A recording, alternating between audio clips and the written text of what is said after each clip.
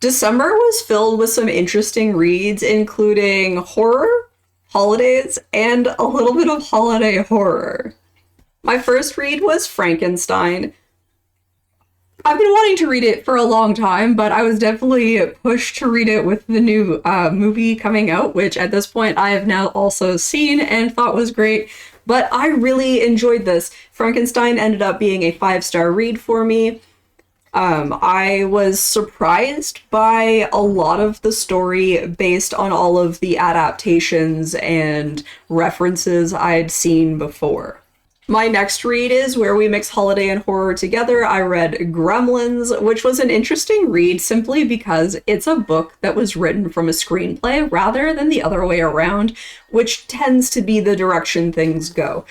Now, I haven't seen Gremlins in a very long time, but it was really interesting to be able to hear a lot of the dialogue happening in my head that sounded exactly like the movie, and seeing scenes, particularly the one that happens in the kitchen.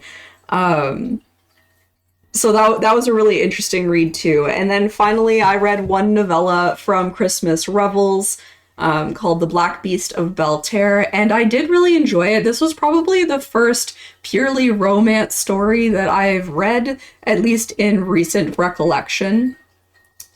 And it was also a fairy tale retelling of Beauty and the Beast, which I thought was a really interesting choice, like the way that they did it. If you'd like to hear a little bit more about my thoughts on each of these books, go check out the full video. And also, I'd love to hear what you read during December and what you thought of them.